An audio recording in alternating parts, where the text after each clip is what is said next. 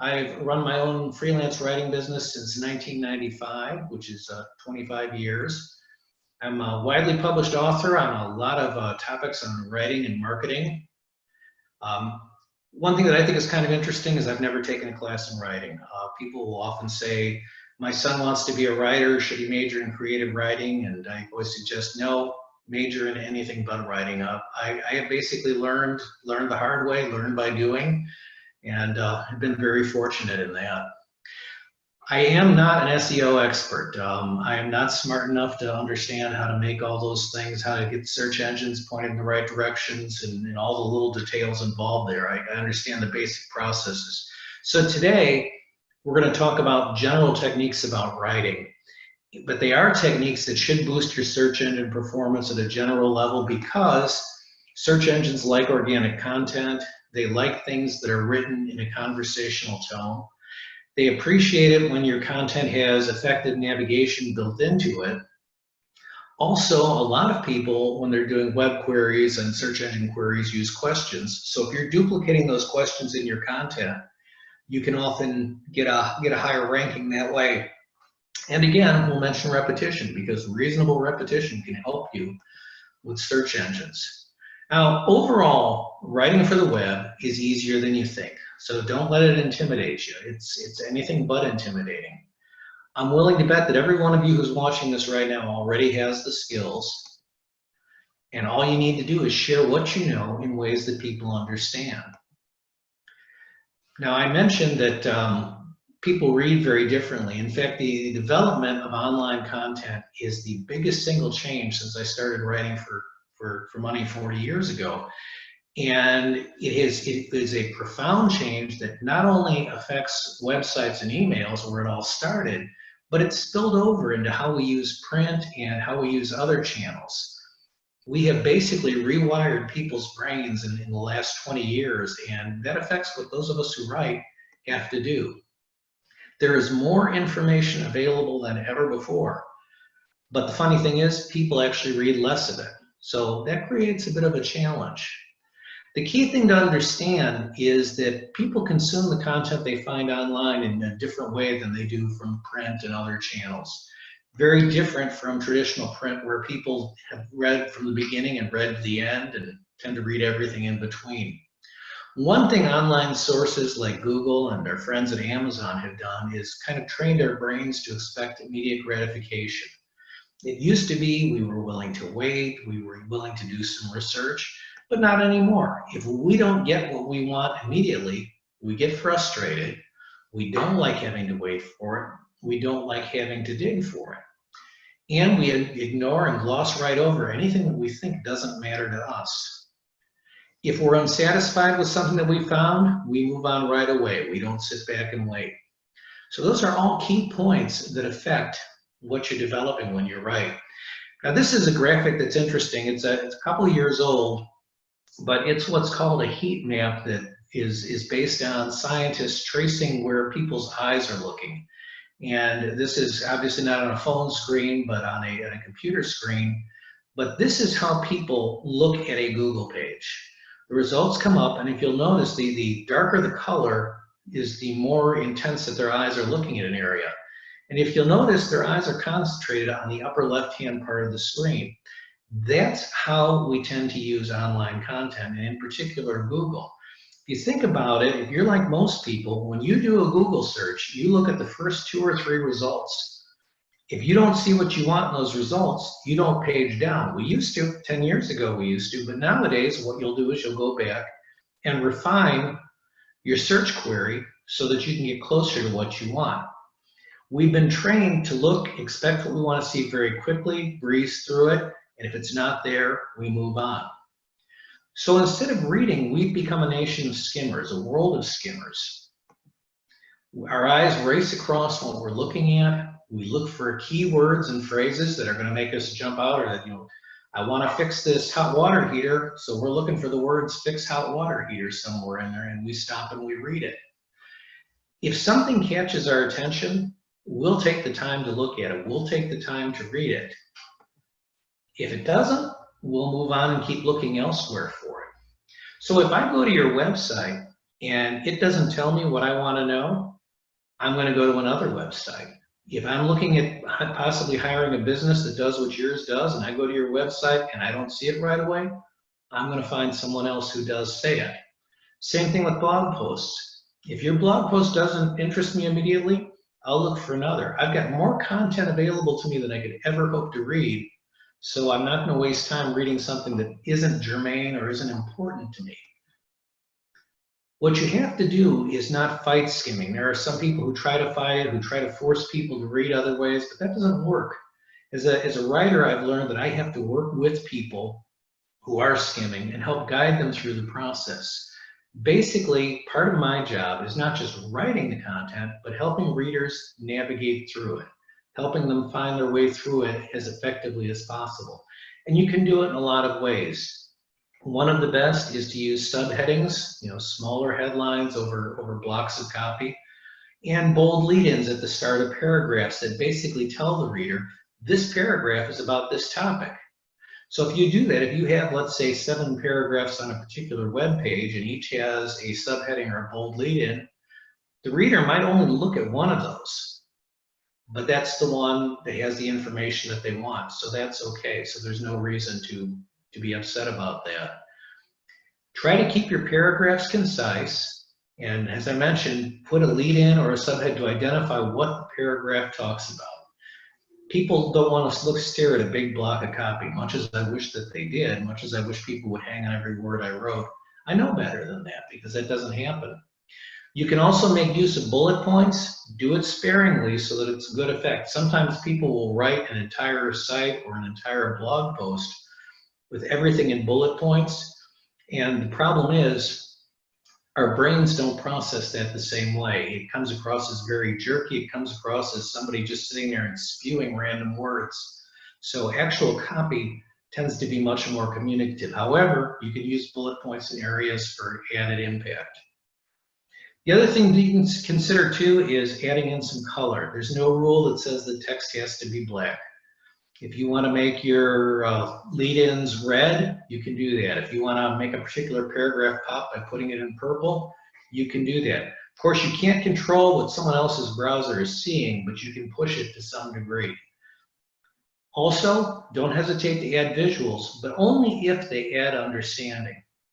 There's this mentality that says that you should have a visual on everything, but if your visual is the same stock photo that we've seen 600 times of 2 happy people sitting in a meeting, it's probably not adding a lot. So use your visuals carefully. And whenever possible, use unique visuals. Don't grab the same stock shot that everybody has. I laugh when I see competing businesses using the same stock photography. I see that more often than you would imagine. Even though I'm saying that you should be concise with your copy, concise can actually be more meaningful to readers. Those of you who have been through college can remember that horrible feeling when you had to write an 8-page paper that you had about 4 pages of notes and information for. So you were working really hard to stretch it out. You pulled out the thesaurus, you used a lot of 5- and 6-syllable words. Now you don't want to do that. You just want the copy to be concise, you want to share the information, and you want to get out of the reader's way. People are busy. You're busy. You don't want to waste time reading stuff that isn't going to help you. Be as comprehensive as possible. Get the information the readers want to know, but be quick about it and get out of the way. As I mentioned earlier, they're not going to read everything you put up there, but what they do read, they'll read more intently and they'll pay more attention. So that's a good thing. You want them to come away with those messages. That doesn't mean you shouldn't have additional information. It's a good idea to keep the basic pages like your landing pages or your home page or your main pages on your websites fairly concise. But you should have the additional information that people might want, such as white papers, sales sheets, videos, technical manuals. Have those available on other pages. One of the things I absolutely love about websites is that you can put an infinite amount of information out there and just make sure that people can find it if they need it. 95% of the people coming to your website may not need that technical manual, but you want to have it there for the 5% who do.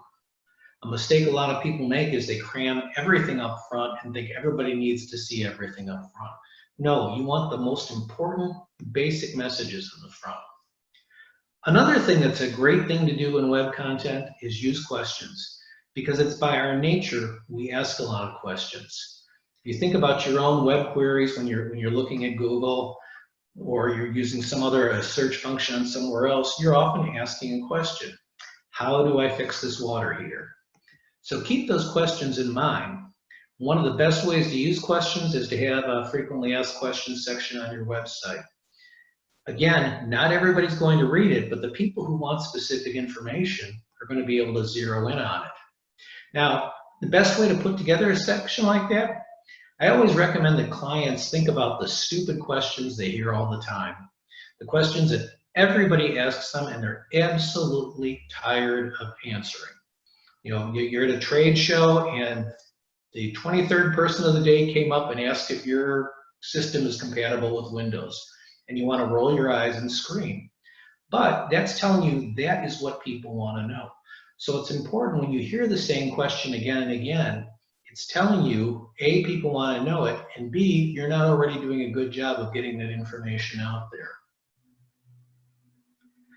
Another benefit of that is, as I mentioned, a lot of people, when they make web queries, they're asking questions. So if you have the question, how do I fix a water heater? And you have in your FAQ section, how do I fix a water heater? It makes it easier for Google to connect you to what's going on.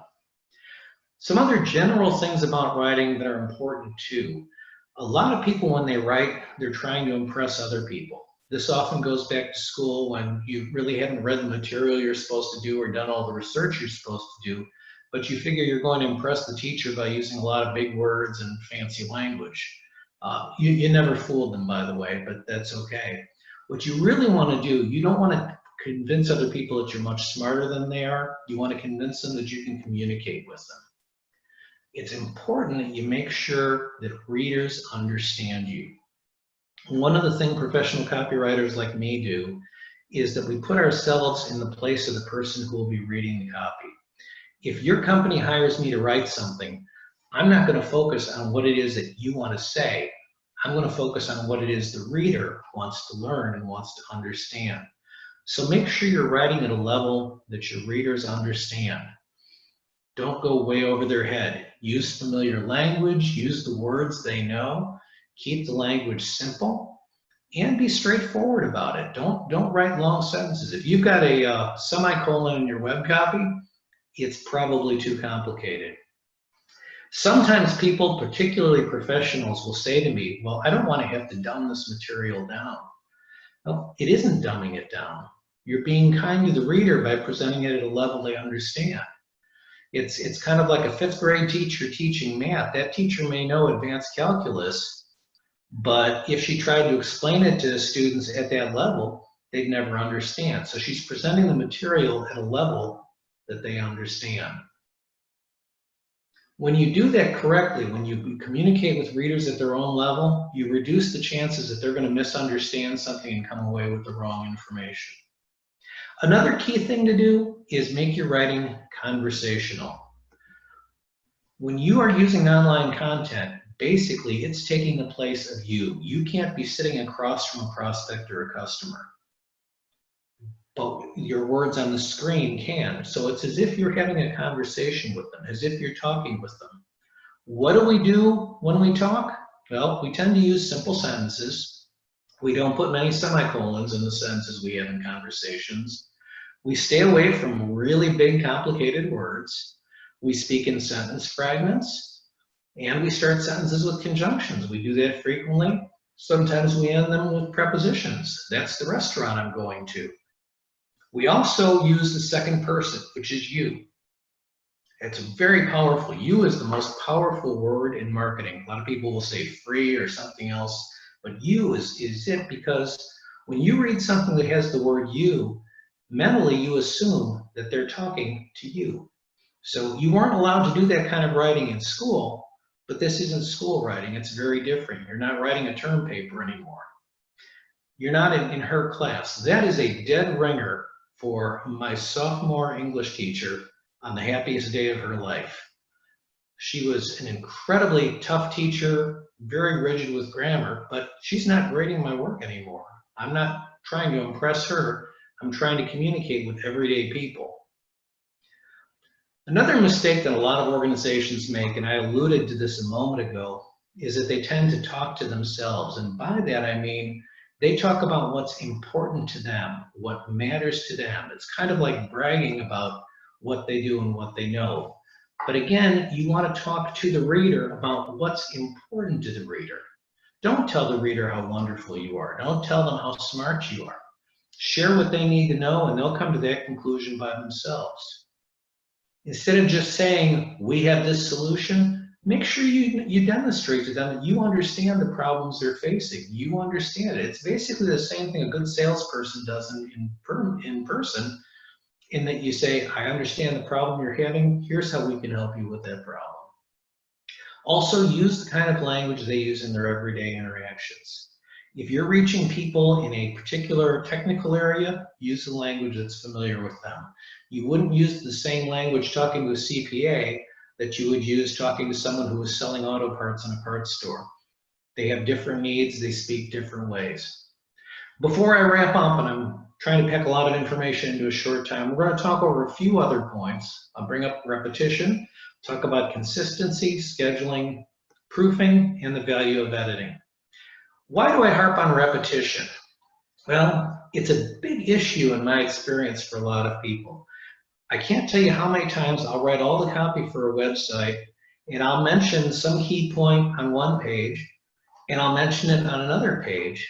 And in reviewing it, the client will say, well, we don't need to say that here because we already said it on that other page. Well, that's a big mistake for a number of reasons. First, people come into websites and other online content at different places. You can't always assume that they're going to come in at your home page. If you've got different landing pages, they might come in there. If they've done a search for some part of your services, they might come in somewhere in the middle. So you've got to make sure that the key information is available in a lot of places. They don't start reading at your home page and go through page after page. They might read a bit here and a bit there. So you want to make sure that the key messages that you were presenting are available everywhere. It's also important to keep your content consistent from page to page and from platform to platform. Everything coming from your organization should sound like it's coming from the same source. Writers refer to that as voice and style. It should carry the same voice and carry the same style. Often what I see is a company will develop a website and one person will develop the home page, someone else will do this page, someone else will do that page. And it sounds like it's coming from separate people instead of one organization. You should have one voice and style that should flow through everything that you do. A point I want to make about blogs is about scheduling. One of the biggest mistakes that happens with blogs is companies will decide, hey, we're going to do a blogging program. And you can see this happen all the time. You'll go to their website or wherever they got their blog housed, and the first month that they do it, they've got 7 posts. And the second month, there's 2 posts. And the last post is from 2015, and they haven't done anything since then. It's a very common thing. People are enthused initially, but the frequency starts to drop off. So what you want to do, if you're going to do a blogging program, is build up a supply of posts. Do a lot of your writing in advance. For my own blog that I run with my business, I've got at any given time a 3-month supply of posts already written up. And then use, whether it's just a basic schedule or tools like Hootsuite, make sure that you schedule them so that you're out there regularly and you're continually updating the content. Because search engines are looking for that updating. They're looking for the fact that if you keep putting material out there, it's important and they're going to get more value out of it. One thing I always recommend to clients is that they develop what I call evergreen posts. And those are blog posts that are basically true today and they're going to be true a year from now. For a banker, it might be what to get together when you're applying for a mortgage. It might be what you can use a safe deposit box for. The reason you develop those is when you don't have another idea of something that's more current or something that's more urgent, you can drop it in and it will still be meaningful. Whatever industry you're in, there are those things that are unchanging. Whether you're a plumber or a house painter or a dentist, there are those messages that are the same. So put together some of those posts that you can use on a regular basis. When you develop copy, sometimes people get really sloppy. I had a client one time put together a press release and he said, I'm just going to use this on social media so I don't have to worry about grammar, do I? I said, well, if you went out on a business lunch and it was you went to a casual restaurant, you wouldn't eat the salad with your hands, would you? There are basic rules that you want to make sure you follow. If you've got a lot of mistakes and typos in your copy, you look uneducated, you don't look like you know what you're doing. So always take the time to proofread carefully, and when you think you're done proofreading, look again. As you're writing, you know what you meant to say, so your brain fills in the blanks and fixes it. It's a good idea to have colleagues read it as well. And also, one of the things I always recommend, put it aside and look at it again the next morning. You'll be surprised what you miss one day and what jumps out at you the next day. Another key point that I want to get across too is that really good writing is all about editing and rewriting. Most professionals who write actually spend as much time editing what they do as writing. If I'm writing a website, I probably spend 60% of the time actually writing the first draft of the copy and 40% going back and revising and revising and revising to get it right. Each time I look at it, I can improve it, and that's my goal. So always look for those opportunities to improve and don't hesitate to make the changes. One way to tell if the copy that you're writing is effective and is communicative is to read it out loud.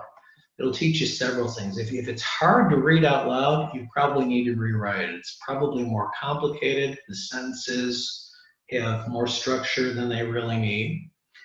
If you're gasping for breath, it's telling you that your sentences are way too long. You can break one really long sentence up into 2 or 3 shorter ones and get the same point across. I would suggest, though, that if you're going to do that you close the office door first so people don't think you're talking to yourself. Although with Bluetooth, we always see people talking to themselves anymore, and we don't think twice about it. That, folks, is the gist of my message. I know John mentioned that he'll have some SEO experts to talk more about how to optimize your content and the steps that you can take to make search engines find you better. But before we do that, I will just throw it out and see if anybody has any questions for me.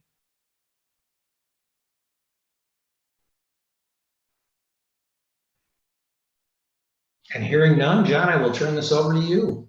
All right. Yeah, if you have any questions, feel free to let us know, or you can reach out to Scott individually after the fact. We do have